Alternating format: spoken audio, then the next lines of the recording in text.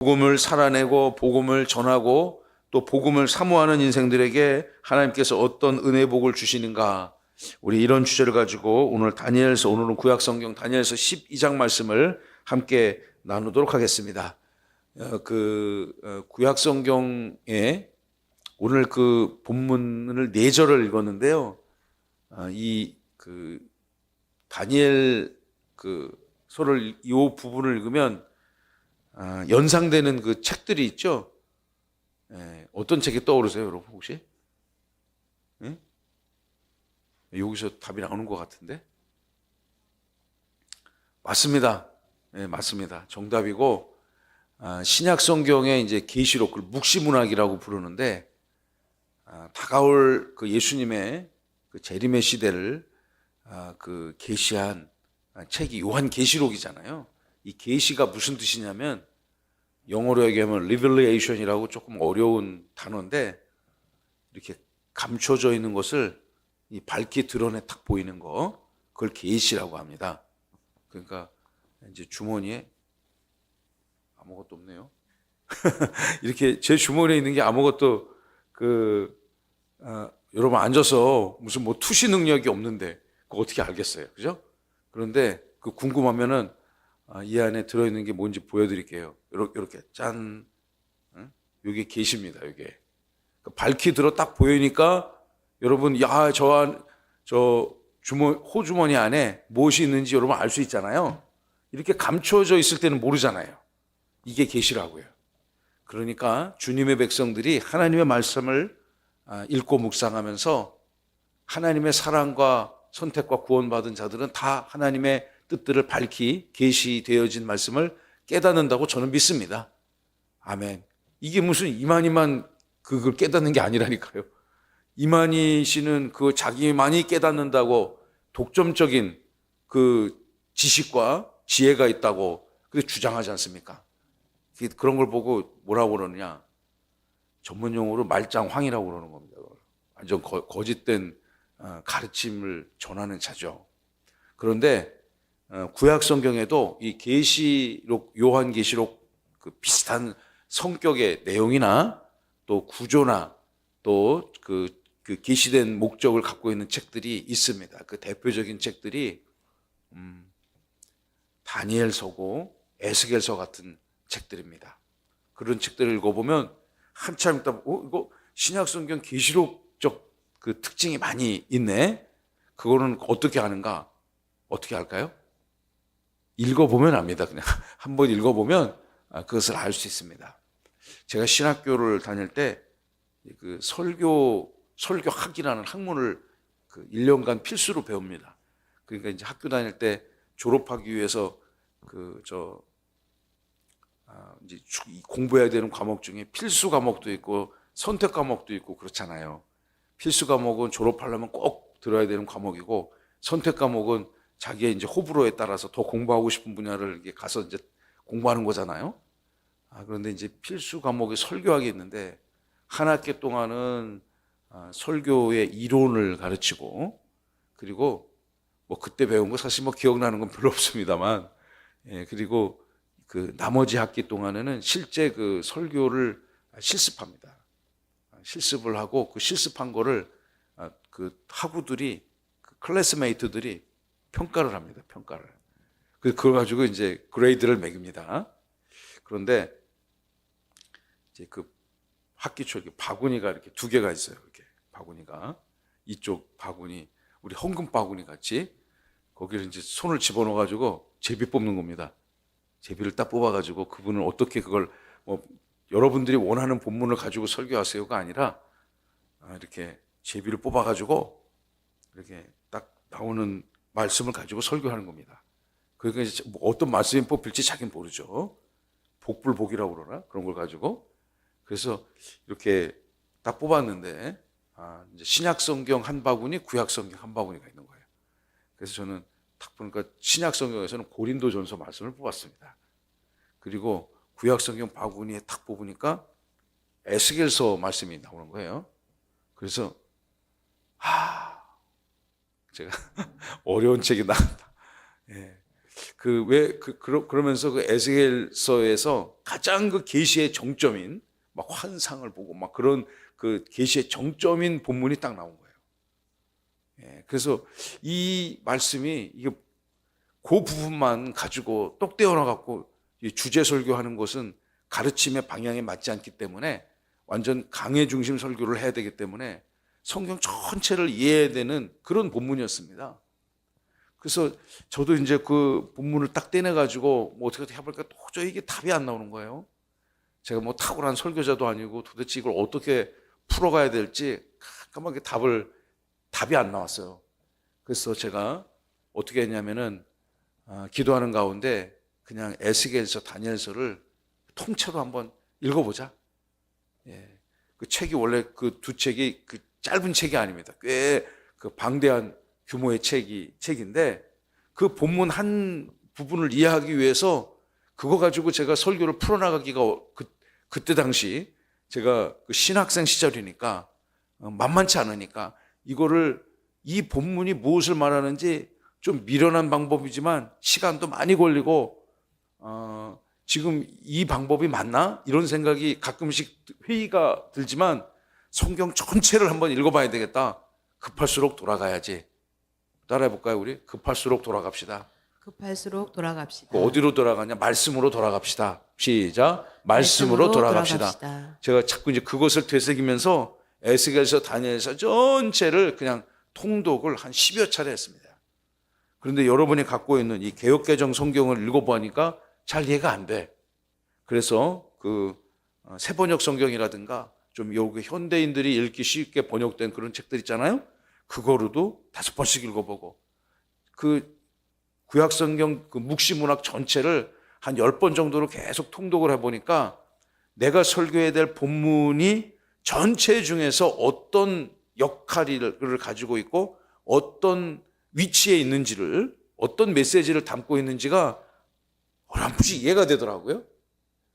이 전체 성경 중에서 내가 뽑은 이 본문은 어떤 관계가 서로 있는지를 말씀을 계속 묵상하고 읽으면서 그 실마리를 이렇게 탁 찾을 수가 있었습니다.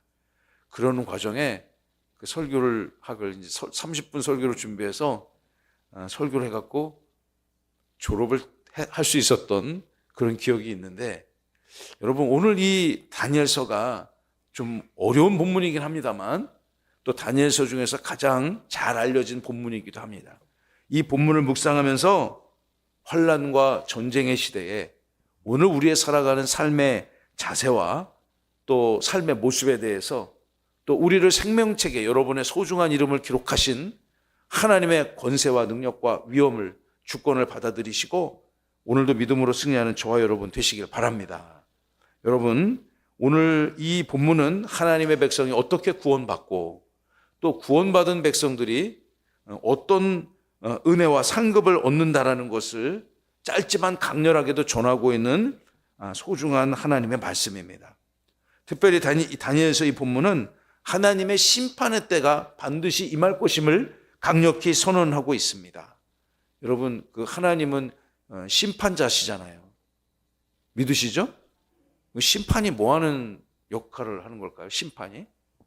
뭐 재판정에서도 심판관이 있고요.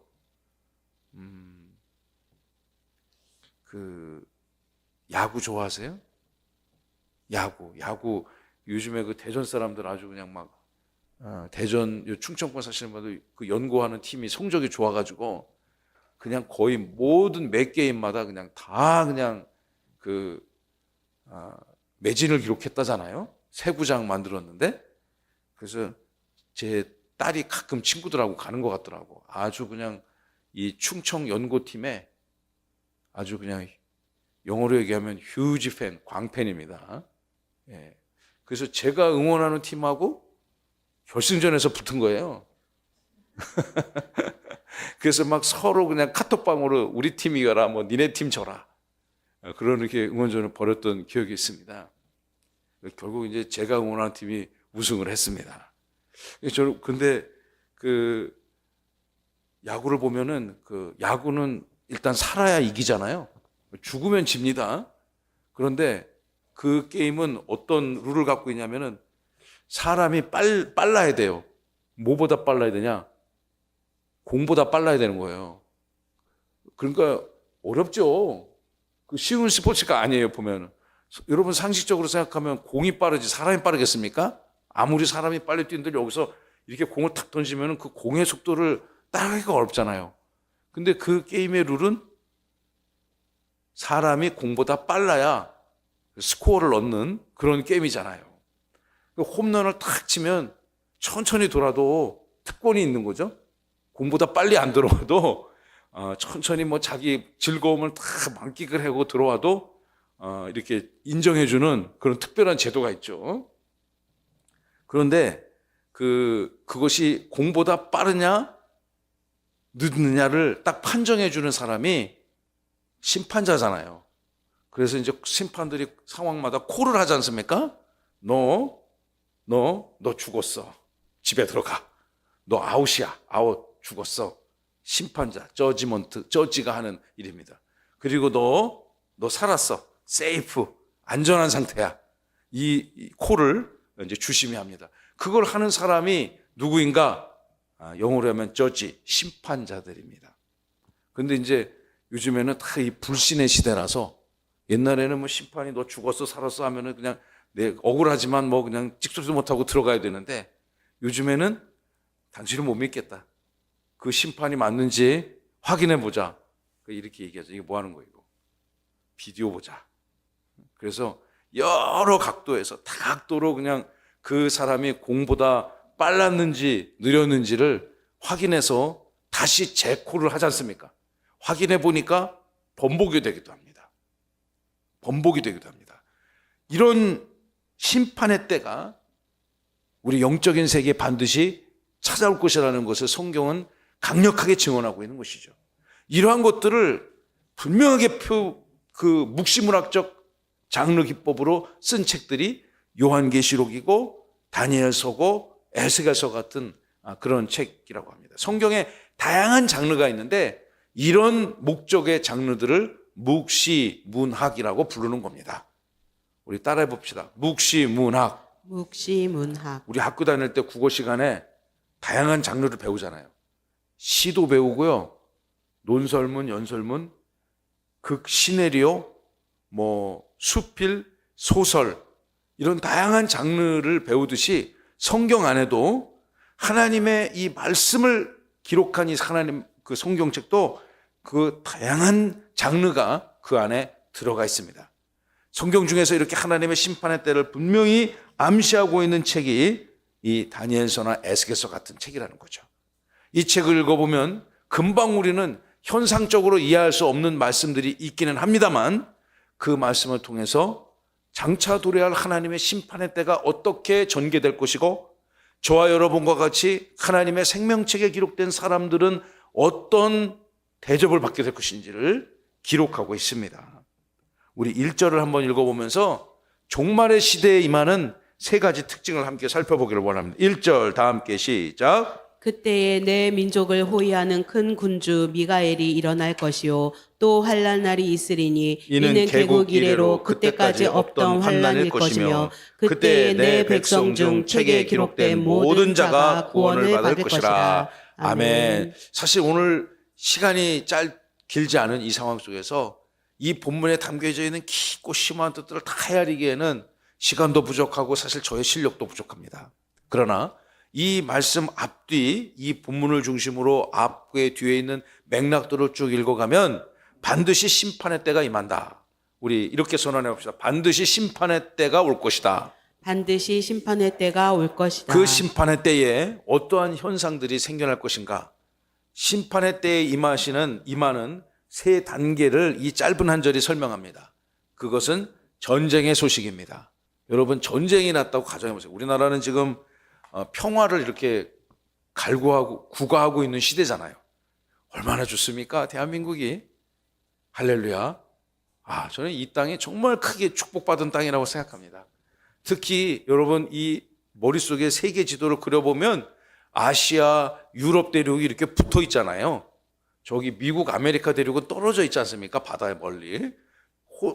호주, 오세아니아 대륙도 떨어져 있고 그런데 사실은 아시아, 그리고 유럽, 아프리카 이 세 개의 큰 대륙은 하나의 땅덩어리로 이렇게 연결되어 있지 않습니까? 여기 열방에 수많은 민족들이 살고 있습니다. 서로 자기네 영토를 차지하고 자기네 법을 가지고 자기들의 주권으로 국민들을 보호하고 그 국가의 발전과 그 부흥을 기원하는 이 수많은 열방의 민족들 가운데 특별히 아시아에 얼마나 많은 나라들이 있고 얼마나 많은 민족들이 있습니까? 그런데 복음을 받아들인 유일한 민족 아닙니까? 저는 이 땅에 복음이 들어와서 우리가 이렇게 살 수 있고 전국에 이렇게 수많은 기독교회들이 성도들이 모여서 예배하는 이 땅이 된 것 하나님의 말할 수 없는 큰 권세요 능력이라고 저는 믿어 의심치 않습니다. 아멘. 사실 우리가 이 성경 속의 역사랑 아무 관계가 없지 않습니까? 뭐 우리 조상들이 예수님을 만나 복음서 시대에 우리 여러분 계시네 조상의 할아버지 할머니들이 예수님 산상수훈 전하실 때 거기 앉아 있었던 사람도 없고 율법 시대에 무슨 할례를 받았던 사람도 없고 없지 않습니까? 그런데 우리가 우리나라와 전혀 혈통적으로 정서적으로 또 역사적으로 관계가 없는 민족에서 믿었던 그 종교, 그 신앙을 우리가 지금 믿는 거잖아요. 이거 너무너무 신기한 겁니다. 우리가 전혀 아무런 관계도 없지만 복음의 본질을 이해하고 영적인 이스라엘 백성으로서 오늘 이 시대를 살아가는 것, 저는 특별한 하나님의 능력이라 생각합니다. 근데 여러분, 이 땅 한반도에 그동안에 얼마나 많은 전쟁들이 있었습니까? 우리 조상들이 이 땅을 살면서 이 아시아 대륙의 그 대륙 세력과 해양 세력들이 계속 충돌하면서 이 땅이 뭐 말도 못하게 전쟁을 많이 겪었지 않습니까? 전쟁을 겪으면 당연히 그것이 환난 아니겠습니까? 안전하게 자기 집에서 살 수 없습니다. 늘 경영하는 생업에 종사할 수가 없습니다. 막 포탄이 떨어지고 막 비행기가 날아다니고 하늘에서 막 그냥 불같은 그 폭탄들이 쏟아지고 어떻게 살아남을 수 있겠습니까? 환난이 당연히 도래하겠죠. 우리나라 역사를 보면 수도 없이 많은 이민족의 침략을 받았지 않습니까? 특별히 저는 학교 다닐 때 그 역사 시간을 배울 때 이 조선왕조 500년에 전기와 후기를 나누는 그 결정적인 분기점이 있습니다. 우리 인생에도 뭐 수많은 여러분 살아오시면서 그 삶의 여정들이 있지만 이 어떤 큰 방향을 전환하는 그런 터닝 포인트가 있잖아요. 다 있습니다, 그런 게. 저도 어저께 대전에서 한 장로님이 찾아오셔가지고 제가 1996년에 우리 모교회에 처음 이제 등록을 했는데 그분은 이제 저보다 6개월 늦은 1997년 6월에 이제 등록을 하신 분입니다. 그래서 그 교회에서 같이 인생을 성장하고 또 같이 가정을 이루고 같이 또 직분을 하나님께서 허락받아 교회를 섬겼던 그 인생들이었죠. 각자 피차. 그러면서 오래간만에 만나가지고 그동안 한동안 만나질 못했는데 어젯밤에 저를 찾아오셔가지고 대화를 하다 보니까 4시간이 금방 가더라고요. 30년 살아온 이야기들을 쭉 하니까 그 4시간이 짧더라고요. 피차 서로 이야기를 주고받으면서. 그런데 각자의 삶의 그 결정적인 터닝 포인트가 있다는 것들을 얘기할 때 저는 그것이 무엇인가? 제 인생, 뭐 저보다 더 훨씬 인생의 경륜이 많으신 장로님들, 권사님, 안수집사님 계시지만 저도 이때까지 살아오면서 가장 인생의 큰 분기점이 뭘까 생각해 보니까 목회를 시작하게 된 그거 같아요. 그런 것처럼 이 인류의 역사나 민족의 역사나 개인의 역사에도 큰 분기점이 있는데 조선왕조 500년 시대에 있어서 전기와 후기로 나누는 가장 결정적인 사건이 뭐냐? 뭐 같아요, 여러분? 1592년 임진왜란이라고 역사학자들 평가하잖아요. 임진왜란이 일어나고 난 다음에 10년마다 한 번씩 큰 전쟁이 있었습니다. 2번의 왜란과 2번의 북방 오랑캐 호란이 있었습니다. 그러니까 10년마다 그런 큰 전쟁을 4번을 치렀으니까 저는 역사를 공부하면서 1592년부터 1630년대까지 살았던 우리 할아버지 할머니들 그때 정말 고생 많이 했었을 것 같아요. 그랬을 것 같지 않습니까? 그 나라가 다 유린이 되어지고 모든 재산 다 파괴되어지고 그리고 국민들은 저 바다 건너 일본으로 저 북방의 오랑캐 만주로 다 이렇게 그냥 뿔뿔이 흩어지고 이스라엘 백성들 포로로 잡혀간 것처럼 수많은 환난을 당했잖아요. 저는 그때 태어난 우리 할아버지 할머니들 이렇게 생각해 보면 가슴이 찡하고 존경심이 생겨요. 그때 먹을 것도 제대로 없었을 텐데 안과 밖으로 그렇게 수많은 전쟁과 환난을 겪으며 그 시대를 살았던 우리 조상들에게 정말 이렇게 이 땅을 지켜온 그들에 대해서 제가 막 마음이 숙연해지는 그런 게 시험에는 안 나오겠지만 그런 생각을 했던 적이 여러 번 있었습니다. 여러분, 이 성경 속에 게시된 다니엘서 12장 1절의 말씀처럼 전쟁은 곧 환난을 불러오지 않습니까? 전쟁은 말할 수 없는 환난을 가족과 헤어져야 되고 가족과 이별을 하고 또 실제 물리적인 이별 또 생사의 이별을 갖게 되는 엄청난 환난이 찾아옵니다. 이 세상의 심판의 때에 성경은 증언하기를 반드시 심판의 때가 찾아올 것인데 그 심판의 때에 어떤 자들이 살아날 것인가? 어떤 자들이 살아나죠? 본문을 보시면 그때에 수많은 백성들 가운데 기록된 모든 자가 구원을 받게 될 것이다. 따라해 볼까요? 기록된 모든 자가 구원을 받게 될 것이다. 구원을 받게 될 것이다. 여러분의 이름이 하나님 나라 생명책에 기록되어졌음을 믿으시기 바랍니다. 그러니까 우리의 인생이 이게 보통 인생이 아니에요.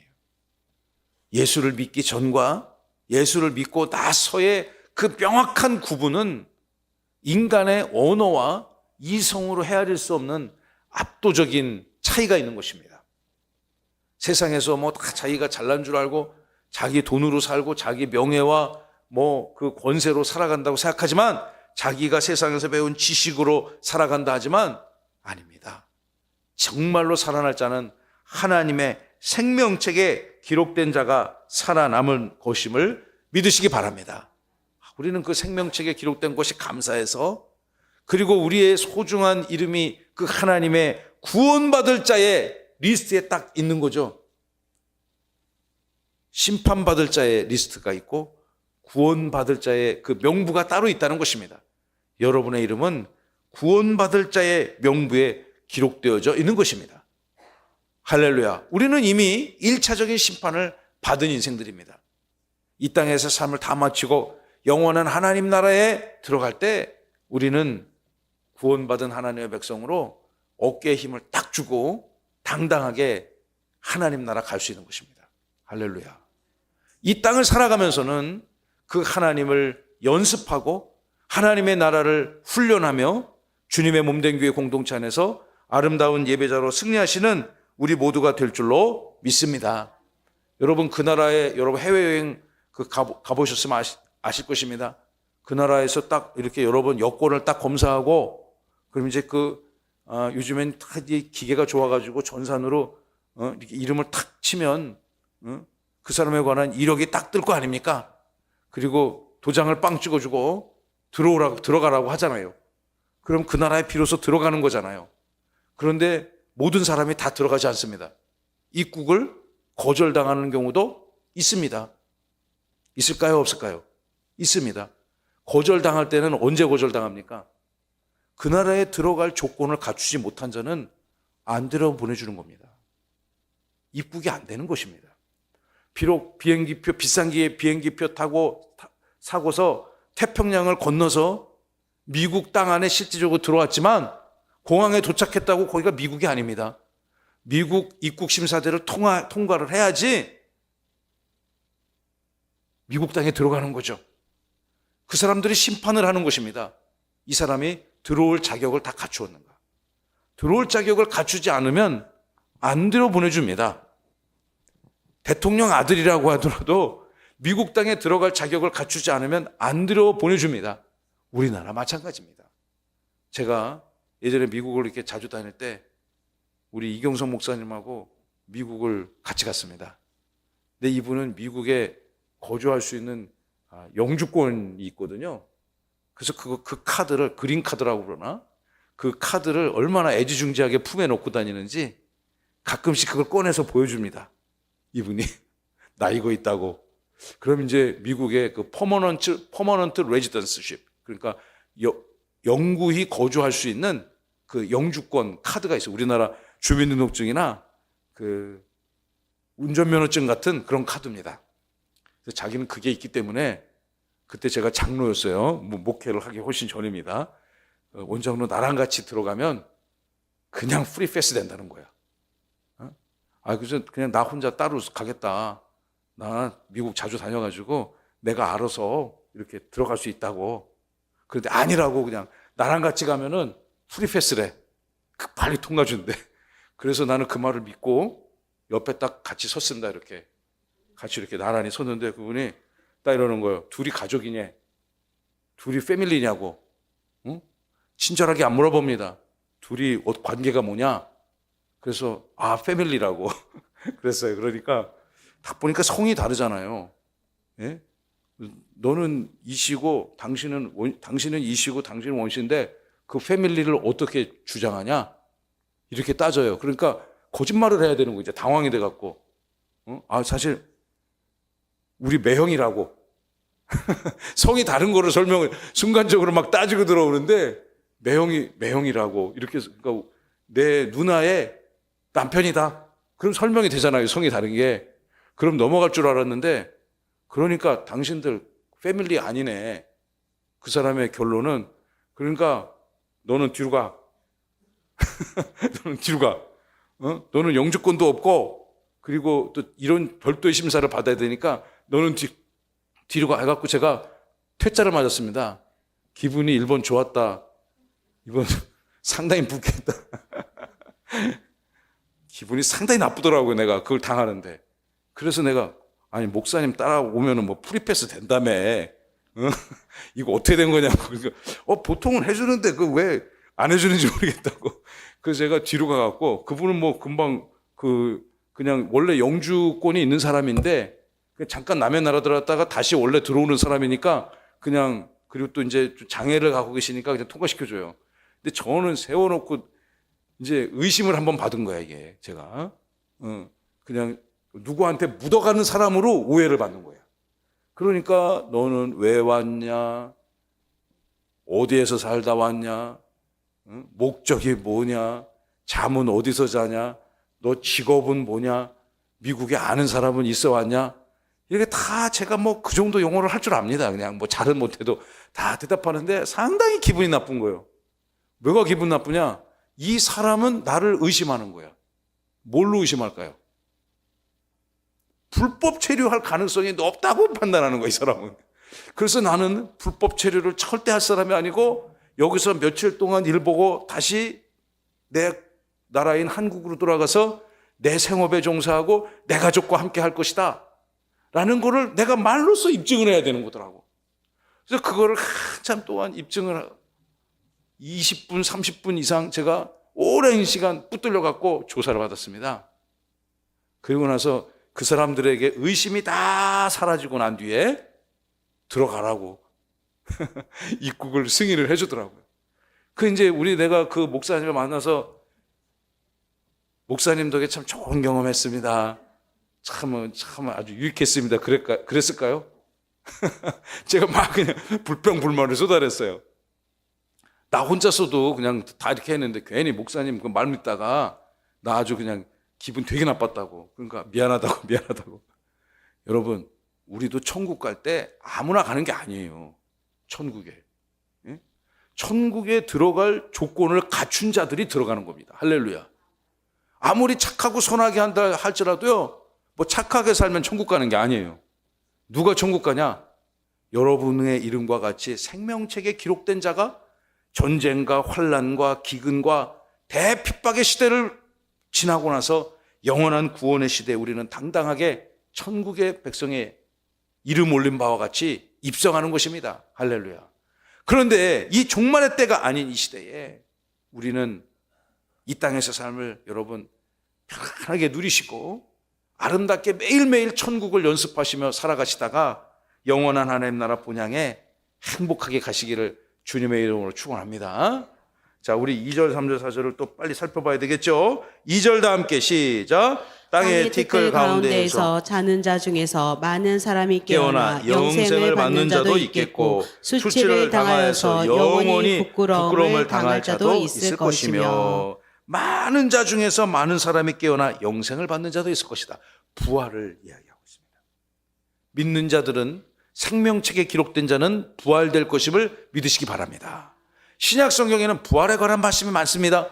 예수님이 친히 그 부활을 이 땅에 입증해 보이셨지 않습니까?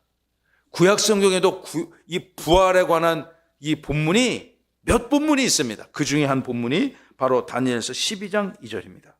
개인적 차원의 부활을 언급한 이 본문은 대단히 소중합니다. 그런데 오늘 본문의 가장 핵심인 3절을 우리 같이 읽고 오늘 말씀 마치겠습니다. 3절 시작. 지혜 있는 자는 궁창의 빛과 같이 빛날 것이요 많은 사람을 옳은 대로 돌아오게 한 자는 별과 같이 영원토록 빛나리라. 여러분 아멘. 이 말씀 믿으시기 바랍니다. 오늘 이 말씀을 여러분 노트에도 한번 써보시고요. 한 10번 읽고 묵상하시면서 익히 많이 들으셨던 말씀이라 암송도 가능할 것입니다. 지혜 있는 자는 저 하늘에 있는 별과 같이 빛날 것이다. 여러분의 이름이 세종명성교회의 복음 역사 위에 반짝반짝 빛나시기를 축복합니다. 믿음의 명가를 이루십시오. 여러분의 소중한 삶의 이력들이 하나님 나라의 생명책에 기록되어질 것입니다. 오늘 여러분 하루하루에 살아가는 삶의 이력이 중요할까요? 중요하지 않을까요? 대단히 중요합니다. 우리 각자 다 이력서가 있습니다. 이력서가 있습니다. 제가 그 모셨던 그 보스, 세상의 보스 중에서 제가 한 10년 이렇게 연하여서 세 분의 그 직속 상사가 저의 직속 상사가 미국 사람이었습니다. 예. 근데 가장 마지막에 모셨던 분이 그때 당시 연세가 거의 80이 다 되셨습니다. 지금 미국 보스턴에 거주하고 계시는데 70대 이제 막 후반으로 막 가시던 분이었는데 그분은 당신의 이력서를요 수시로 관리를 하더구만요. 사실 뭐 그쯤 되면 이력을 관리 안 해도 될 것 같은데 계속해서 자기 삶의 이력을 업데이트를 해요. 컴퓨터 파일을 꺼내서 그 이력서도 다양한 버전이 있습니다. 보통 우리가 취직할 때 쓰는 그런 이력서도 있지만은 미국 사람들이 이력서를 관리하는 그 방식이 있어요. 그거를 그 문장으로 쭉 관리하기도 하고 또 요약해서 관리하기도 하고 계속해서 본인의 이력을 관리를 하더라고요. 제가 그때 그걸 보고 배워가지고 저도 그 이력을 1년에 몇 번씩 제 수시로 들어가서 저의 이력을 다시 업데이트하고 수정합니다. 이 이력이 왜 중요한가? 과거의 삶에 걸어온 발자취가 이력이잖아요. 그 이력을 통해서 오늘을 해석할 수가 있습니다. 그리고 그 이력을 통해서 미래를 조명할 수가 있습니다.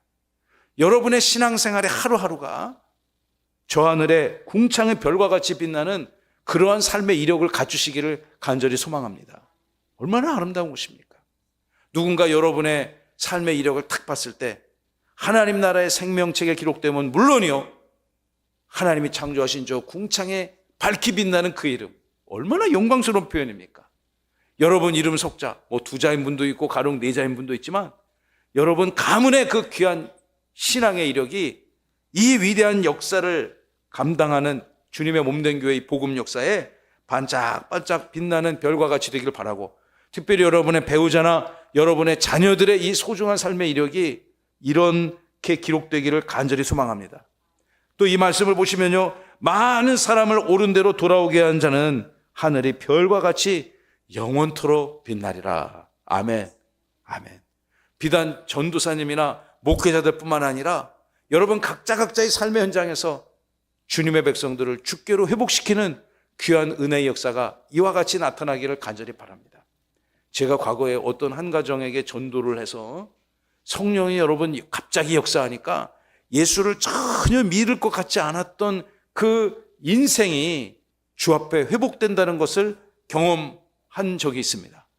그냥 놔두면 가정이 파괴되어지고 가정이 깨어지고 자녀들이 삶에도 나쁜 영향을 미치는 그러한 삶의 환경에서 복음이 그 가정에 들어가니까 복음의 능력과 복음의 사랑으로 가정이 깨어졌던 가족 관계가 다시 본드 붙어지게 되고 다시 회복되어진다는 것을 저는 경험하게 됐습니다. 그 한 사람이 예수를 믿으니까 자녀들이 예수를 믿기 시작을 하고, 그리고 그 자녀들의 배우자들이 예수님을 믿기 시작하고, 그리고 시간이 흘러서 복음을 전해준 그 당사자인 저에게 그 가정이 고마워하고 감사하는 것을 경험한 적이 있습니다. 여러분들도 경험을 해본 적도 있고 앞으로도 또 하실 줄로 믿습니다. 이러한 복음 전도 사역에 참여한 자는 많은 사람을 이러한 생명책에 기록된 생명의 삶의 세계로 인도한 자는 별과 같이 영원토록 빛나리라.